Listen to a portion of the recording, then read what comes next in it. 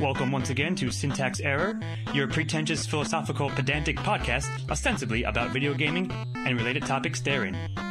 Warning, this podcast contains mature language, content, and spoilers. You have been warned. Hello, my name is Jonathan Ian Manzer, and welcome to Syntax Error. I'm here with Scott Thurlow. Hello. And Stephen Ormosi. Hello. In our youths, we searched for a man named Waldo. And perhaps the least important question of all was, where is Waldo? So today we will discuss the ramifications and deeper meanings behind the great search for the striped-sweatered man. The levels of Waldo, if you will. So, what are your guys' experiences with Waldo from back in the day? I never found him. I'm just kidding.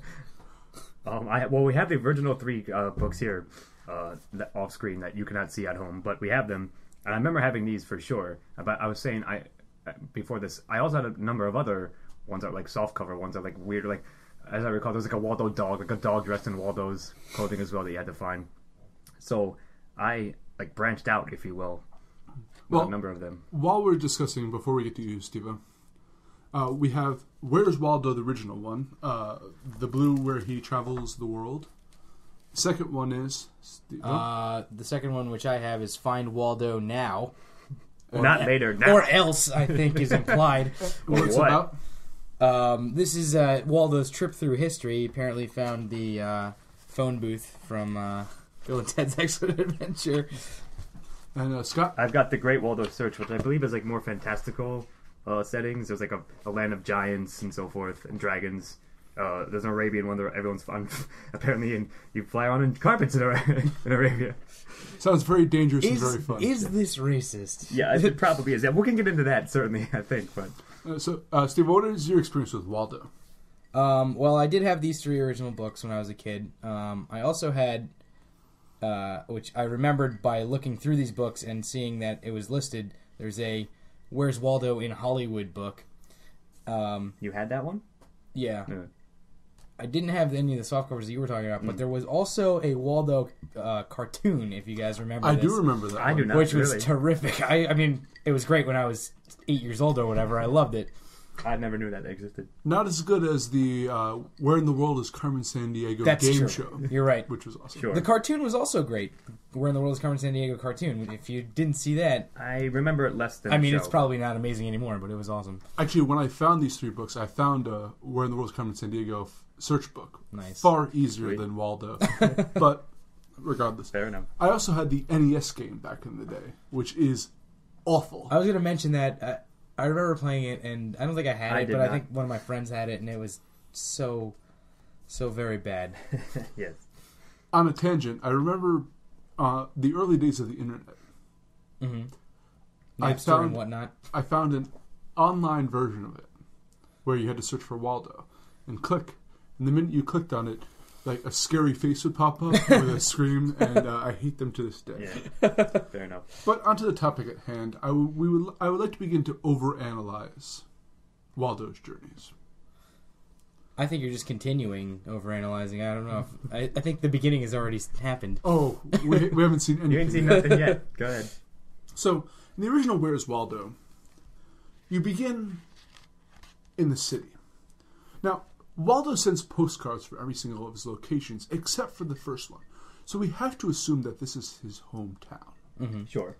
He begins with a cup, a tea kettle, a cane, a scuba mask, a mallet, binoculars, a backpack with shovel, and a camera, I believe. I think this is a camera, yes, and his usual matching bobble-headed hat and red and white striped sweater. Now, he says, "Hi friends, my name is Waldo. I'm just setting off on a worldwide hike. You can come too. All you have to do is find me wherever I go. I've got all I need," and actually they list everything I just said right here, so skip over that. "When I was in town today, I saw a lot of interesting things. A window cleaner even dropped a bucket on a man's head. Ouch." I find this very interesting because, one, it's an implied relationship beforehand with Waldo. Well, sort of. Yeah. Well, we're friends. We're friends, and he is inviting us to go on his travels with him. Although he does send us postcards, so I suppose we declined his invitation for the world. We couldn't afford. He's like that drunk friend that you go on vacation with, and they always just leave and get lost in the middle of the town. You got to go find them before you can go to the next place. Go on. Well, that's why You're that That's friend. why I like Waldo. All right. He is Waldo. Go on. B. Now, when we look over his hometown, there is a car accident, a grandma on a motorcycle about to run people over. So pretty tame Burglars. for Waldo books. Yeah, Well, absolutely. it sets the stage for what's going to come later. Exactly. This is the chaos of Waldo's world. He lives this shit daily, apparently. In fact, everything is almost realistic to the point, even if exaggerated, except that a houseplant is strangling a small child. This is the world he lives in, and is he searching for an escape from that chaos? Maybe. Well, first of all, that reminds me of makes me think of Maniac Mansion, like that plant killing people. But think about this. I just thought of this. Perhaps it's not that he does not live in this chaotic world. It's that every place he goes is like the worst day in his life ever at that place. Perhaps it's normal otherwise, but maybe. Or maybe he brings chaos with him and creates the worst day of that place's existence. Yeah, through his bumbling, every time he causes goes all there. this shit. That could be a possible interpretation, yes. But what's interesting is that the reactions of people to the chaos around them isn't one of shock and awe. It's of casual acceptance. Well, sometimes. Usually. Largely it is, yes. Or even, like, jolliness sometimes. Yeah, they're being amused by things that people probably would be dying from. Sure. So the next one is the beach. More chaos ensues. Although, if I may interject, I just found the one guy on the page that I'm looking at who is horrified, and I don't think I've ever noticed anybody be horrified among these pages before. There are a couple. There are like maybe a handful in each scene where people are horrified about something. But largely, is what you just said is true. Where what is he horrified at? Set the scenario for us. I don't even know. Like, there's a. So we're at the pyramids. We're at ancient Egypt. This is in the second book, by the way. This is in the second book. The historical one, yes. Behind him, which he can't even see, there's a block of a pyramid that's apparently being built, just has murdered someone, just rolled right over them, and is going down towards a large group of people, presumably about to take all of them out as well. This guy isn't even looking at that, though. He's looking over into the distance where I don't even see anything that bad happening. As bad as which that, is kind of funny. Like, the one guy that's terrified and just looks like he has this haunted look in his eyes is not even looking at anything bad happening, other than the tons of slavery that's going on in this page. Maybe he is shocked by a sight of normalcy. Possibly. Even though directly behind him there's anything normal would be bizarre to the people in this world. That's true, probably. So, to go back to the first one for a moment, we have the beach, the ski slopes, the campsite, the railway station, the airport, where a plane is colliding with a blimp, causing untold number of deaths. A sports stadium. Offhandedly, though, of course. A museum. At sea, where pirates are attacking a cruise ship. Yeah, but that's realistic. You mean like it's like old school, like 17th century pirates? Yes, but the safari park, where people are aging, and in fact, one person at least skeleton remains in a hedge maze. The hedge maze of death. Yeah. A department store.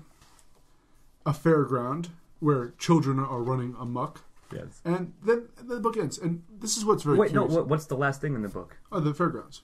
Where's the World of Waldo's? No, that's the only your book. book. Okay, never mind. Sorry, I'll bring that up later. Okay. Now, one of the things that he sends postcards, as I mentioned earlier, from each of these places. And the consistent theme is he points out some of the ridiculous things he sees. Nowhere generally near the most ridiculous thing happening in the environment around him. But beyond that, he also constantly asks if you can find him. This is a world of voyeurism. He is watching the world around him and wanting to be watched. He is wearing this ridiculous outfit because he was calling out to be seen. This is voyeurism. This is... Or a plea for legitimacy. Yes. Perhaps. This is becoming real by the observations of others. That's my thesis. All right. Well, maybe. Like, it could be that. Or it just could be like a bumbling fool goes through, like, you know, like... Obviously, it's not that. But Well, you can't say that for sure. It might not I don't know. obviously be that. Honestly, he's been through so many crazy, dangerous places that if he was a bumbling fool, he would surely be dead by now. No, but maybe that's like the, it's like... He's like the Mr. Magoo of his own exactly. world. That's like his magic armor against all this crap. But to my point, and I guess this is a good segue into the other books, but to the end, he doesn't go to any place spectacular in the first book. These are all very True, generic they're nondescript locations. places, yeah. And as he goes through, he's either bumbling and losing artifacts, or he's discarding his worldly possessions as he goes on his search for meaning in the chaos of the world around him. He does. Perhaps it's framed in the book as though he's losing them, but maybe he's just getting rid of them. Yes, exactly. He's coming closer to nature. Shouldn't he be like naked then at the end? But he's not. He just doesn't have all that crap with him. It's a child's book still. Sure enough, but however, to rebut that, and if listeners may recall, we're looking here at the end of each book. There's a list of things that they, various other things they want you to find. One of them was a naked running man in like the race one or whatever. So I'm just saying, yes, it's a children's book, but they ask you to find that. I think that's a good point also to bring up. Not only are you looking for Waldo in each of these books, but you're looking for a bunch of other things that someone has found interesting. I think it's the same guy who made the checklist, and it's not the author. It's not the guy that... Are you sure about that? Yeah, I just looked at it. All right, you're right. I'll read you some. Martin Hanford is the guy that did Where's Waldo. In that one at the front, it says there's another guy that did all the checklists. Okay, well, while you look, I'll just read you guys off some. You got to find out giant sausages, first of all, just giant sausages. A smell traveling through two people. Whatever that may be or mean, that's one of the things on the list here. When you see it, you'll know what it is, man. Sure, I guess. An exploding pie, etc. A painful spillage. A floating pie, exploding pie, etc. No, well, I'm just like, these are the kind of things they're asking you to find. A three-way drink, whatever that means again. So anyway, so yes, to E's point, so he's going through. He starts off in his normal city, in which we're going to assume that the chaos of that scene is his daily life. It happens all day, every day, and as he discards his various possessions, then at the end, then what? So he's become enlightened. I'm actually going to. I just thought of this now. May I have the book for a second? Sure. Okay. I forgot to mention this point. In the postcards, Waldo writes a little bit of poetry. Mm-hmm. So, Yes. Waldo beat poetry time. Go ahead. Waldo scholars at school in trouble again. Waldo mates down the creek, down the drain, up the creek. Waldo hunters, nice place, the jungle outside. Waldo watchers over the moon, the Wild West now. This is, in my belief, the Where's Waldo, the original, is the only of the Waldo series to actually take place in the real world. In reality, sure. And I even question, this is the part I came up with just now, whether the chaos is truly the reality. Or it's what he sees, is what you're saying? He's slowly losing his mind throughout these books. Is that the point that you're getting at? No, not at all. He's a wannabe artist. He's looking for... He's in all of these bland locations. And looking for interesting things, or at least making them happen in his own mind. He wants to be an artist, and he's creating the world around him. And now, to further this thesis, I'm going to read the introduction, A Waldo's Letter to You. Oh, Stuart Cooper, by the way, is the one who did the checklist. Stuart Cooper, okay. This is the second one. Find Waldo now. Okay. Hi there, bookworms. Well, I'll tell you this for nothing. Some bits of history are great, fantastic, just amazing. I sit here reading all these books about the world long ago. It's like riding a time machine. With little imagination, I can really go places. Wow. Whew. It's wild. Why not try it for yourselves, Waldo followers? Just find me in each picture and follow me through time. So, through his travels from the cavemen to the Egyptian times that Steve-O mentioned earlier, to the Vikings, to the medieval Europe. We have the Aztecs. And I think eventually to the future, right? Yes. In this one. Japan. Waldo is a learned individual. In the first book he mentioned, he enjoys going to museums. He enjoys learning. So he is searching throughout history for some type of meaning he lost in the world. Maybe, but okay. So I don't know if you're counting. I have the third book, which is like the obvious later on. So in this, he's on a quest. He's sent by a wizard on a quest, and I'll read it to you guys. The wizard Whitebeard told Waldo to continue with his journey and never to rest until he had found 12 scrolls. For then he would understand the purpose of his journey. Then he would see the truth about himself. So he's given basically a fetch quest to find 12 scrolls throughout all these scenes.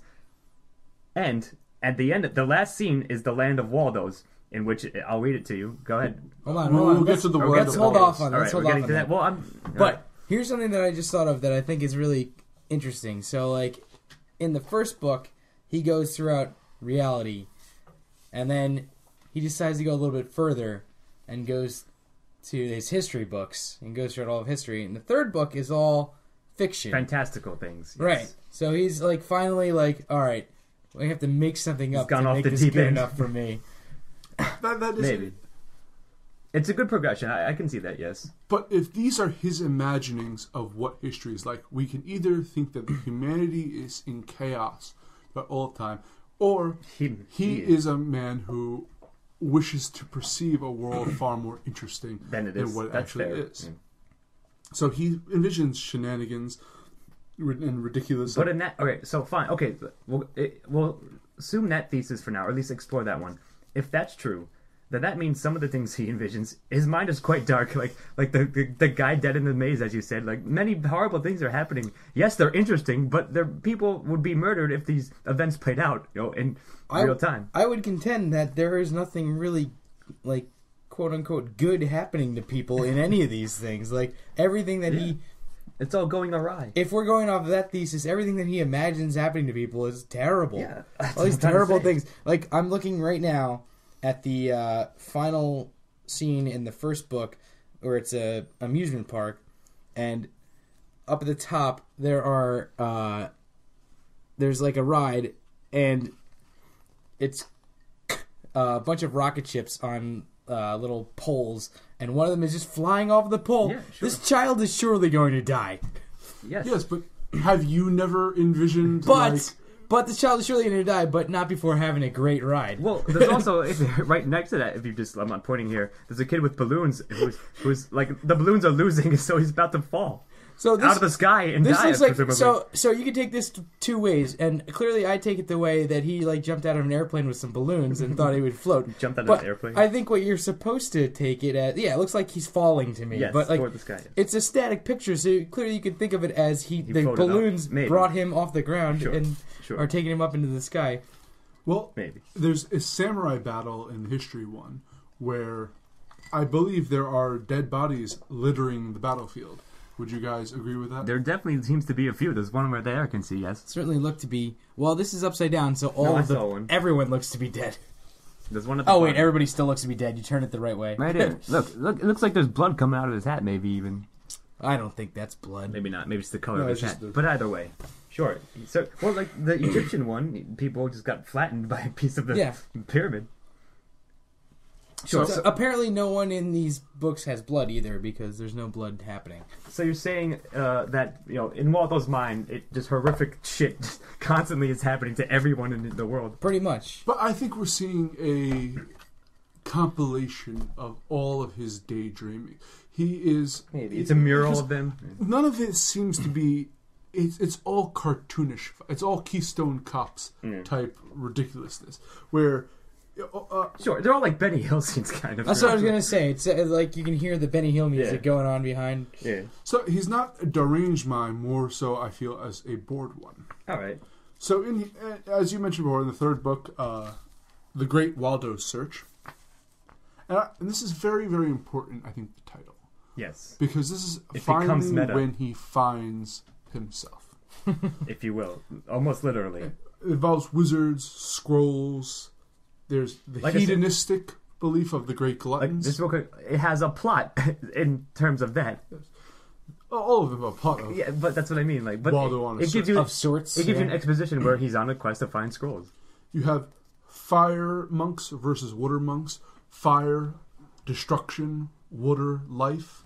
So these are the forces of order and chaos battling each other.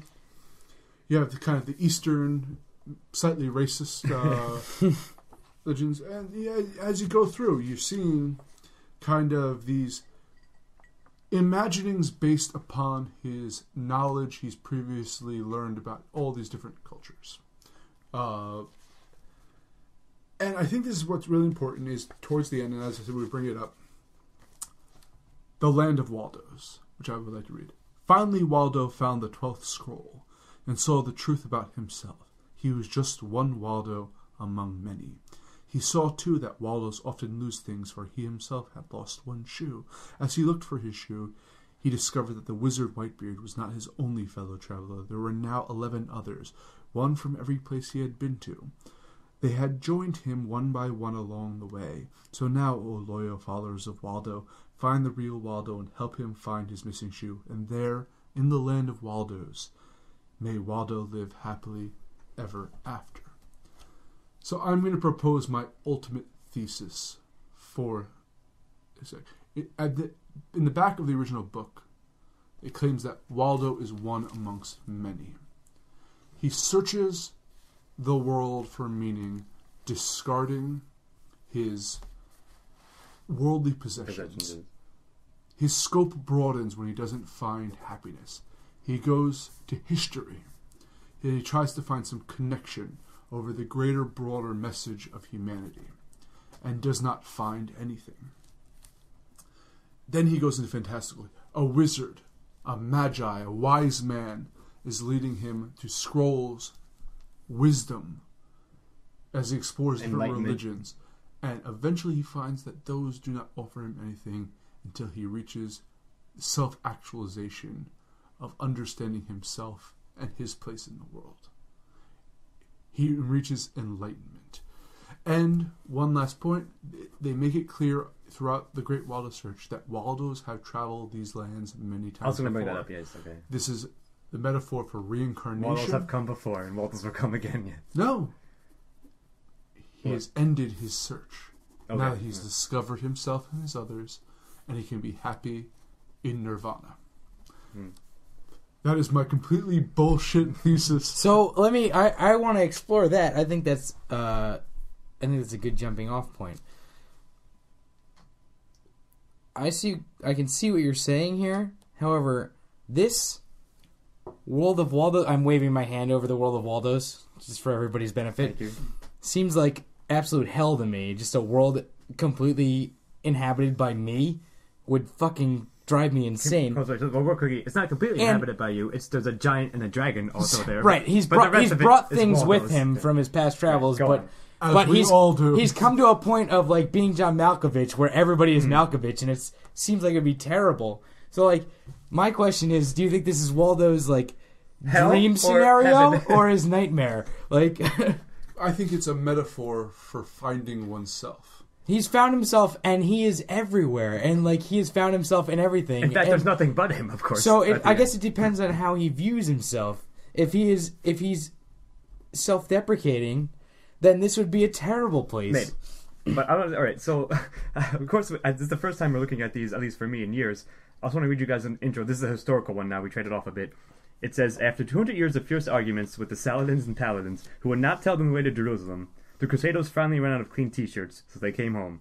Years afterwards, they shared stories of the castles they had battered and besieged, and the fascinating people they had thrown rocks at.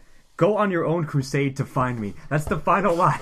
So Waldo is telling you to embark on a crusade, launch a crusade in order to find him. That's how badly he wants to be found. And all along, I think he's not actually in a place of many Waldos. It's the idea that the entire world is subjective, or object? Subjective. Subjective, yes. And that everything is only in reality see. based upon his Perception. own observations. Sure. But I think that as much as he says that he wants to be found throughout this whole thing, where he ultimately ends up is the one place where it's hardest to actually find him. So, like... That's true. That's kind of meta. Yeah, sure. But everywhere he looks, he observes himself, and everywhere he is observed. But his final goal is completely obfuscated in the last pages, in the last 2 pages of these books. That's a fair point. But if every single one of these Waldos... Now the question is, are they all one Waldo? They're not. You're looking for one specific Waldo in those pages. Yeah, that's true. You're looking to find your friend, who was established in the first writers, and he's so hard to find because he has moved past the need to be found. His long quest is... But that's not true. He still asks you to find him among his entire, like, every single one of these, like, it's basically trying to find a needle in a needle stack. Actually, it's interesting. He's not asking you to find him. He asked you to find him in the first one. Okay. So what's at the end here? All of these It's are the wizard written thing, by that's what I'm saying. another. No, the wizard... Well, the wizard is stalking him throughout this. I think the one. wizard's basically his quest giver. Throughout that Yeah. one. That's what I'm saying. That's what I said earlier, yes. No, a mysterious third party has entered here. Okay. I see. The narrator? Yeah, because Waldo, you have the second book. Who is asking you to find... In this one? In this one. Let's see, I'll tell you real quickly. If anyone at all. That's him. It says... It's Waldo in this one, dude. Yes, but the final page isn't Waldo, right? It's not. You're right. It's a third-person thing. It says, Waldo is lost in the future. Find him, rescue him. Waldo's books are lost in the past. Find them. Buy our books, apparently, maybe. I don't have to try saying that there. There's one in each picture. Go back and look for them. Find Waldo now.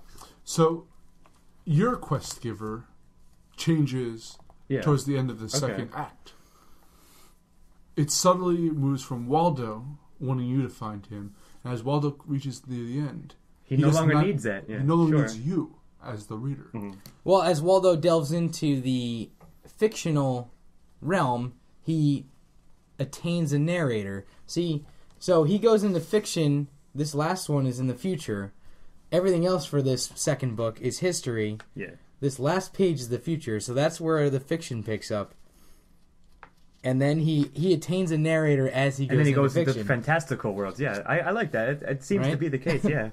So, perhaps instead of being enlightenment, Waldo's finally in a padded room by himself. Well, maybe, right. or this imagination. This could certainly be a unreliable narrator who's just telling the story of like, oh, here's what Waldo did, and like Waldo is just, all of these fictional things that happened in the third book could just be Waldo's crazy imagination. The narrator is telling it from his point of view.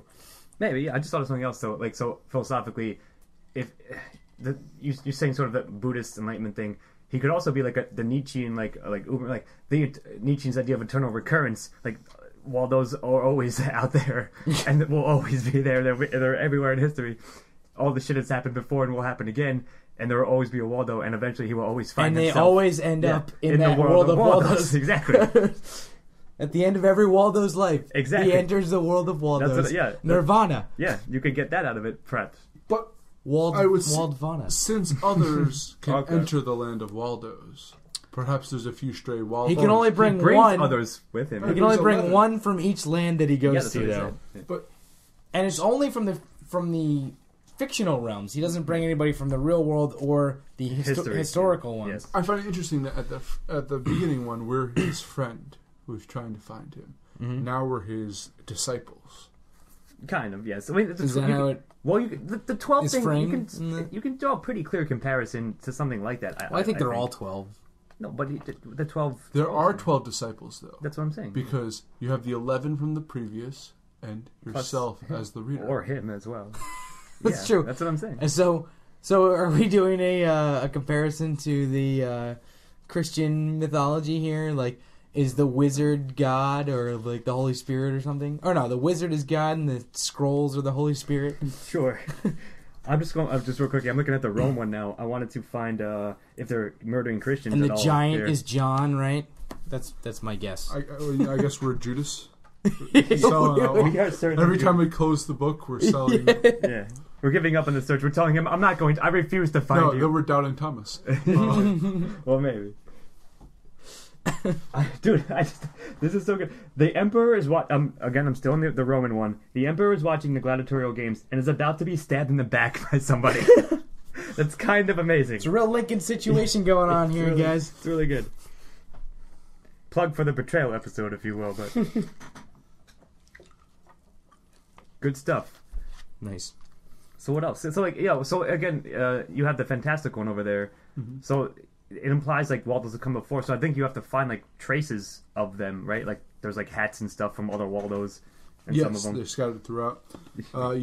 You can follow. You can find the disciples throughout. And the main quest is the Wizard Whitebeard, Waldo, and the Scrolls.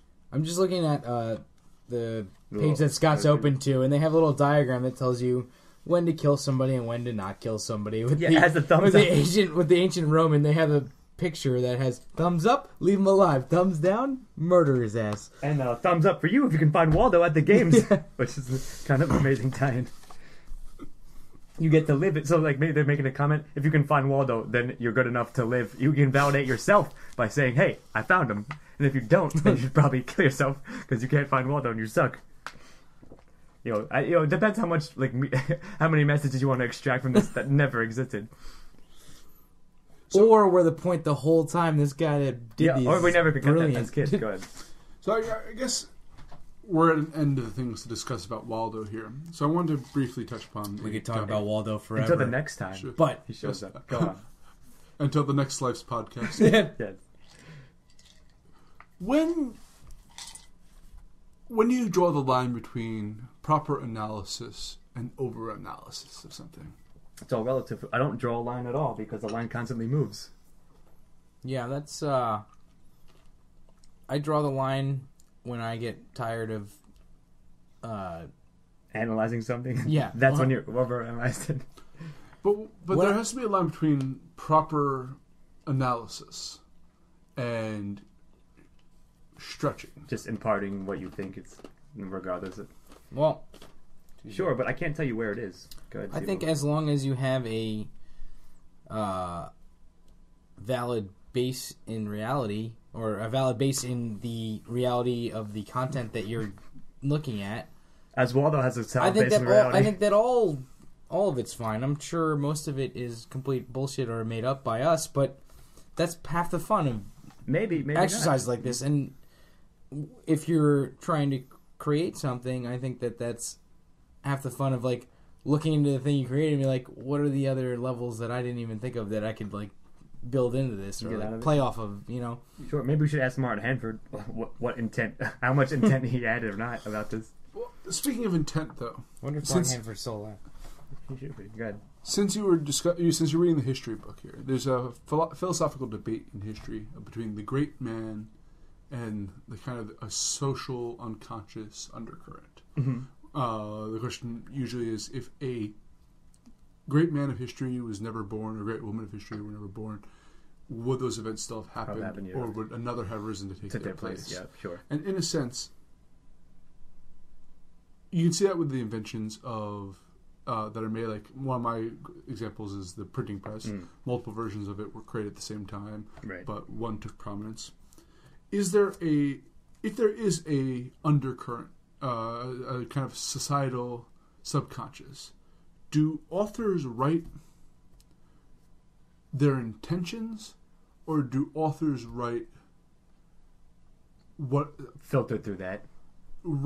is necessary to write for that time?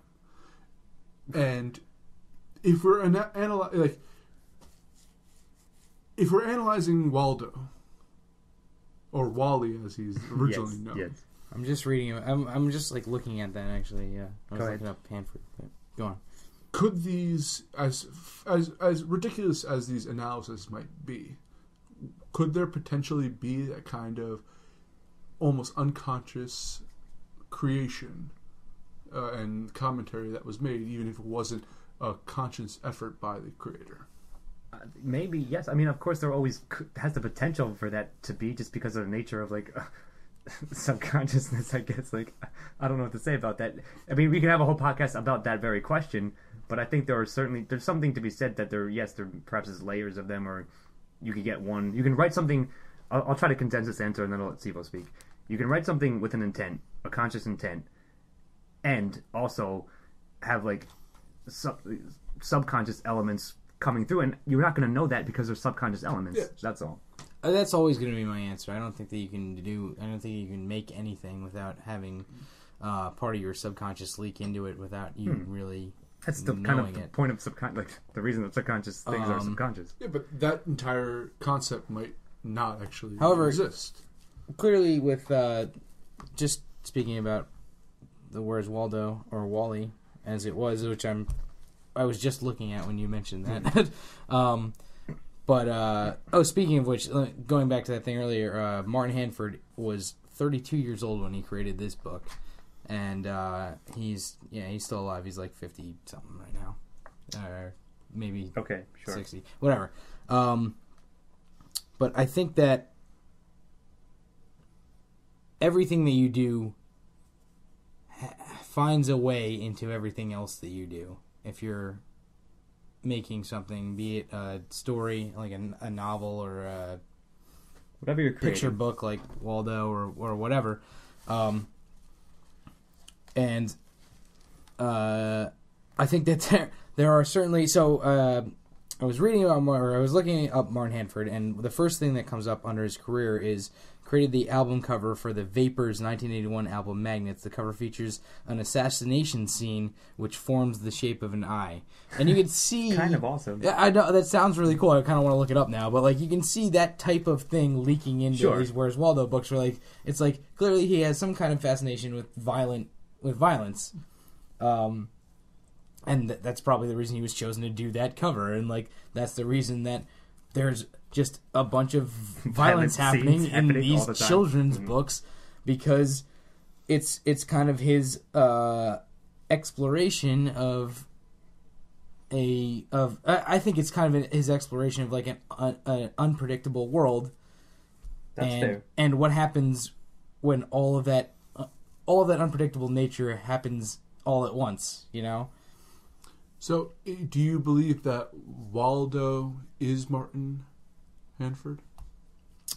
I don't know enough about. No, I don't believe that. I don't know enough about MH, the man, to make you know enough to call him MH. Apparently, look. Hey, go ahead. It's MH. It's MH right now. Right. We're working up to it. Right. I gotta, we'll see if we can get him on the show. Sure. But I don't think I could make that statement.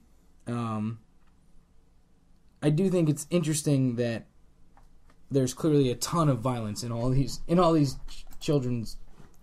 Sure, it's absurd in that sense. Of course it is, but like it's actually it could be also a commentary into itself, and certainly it probably is. We just don't know without outright asking him if he, what indeed he thought his intent was. Right. But I was going to say that it could be like I'm trying to think how it's something like maybe Waldo is somewhat of an author avatar, if you will.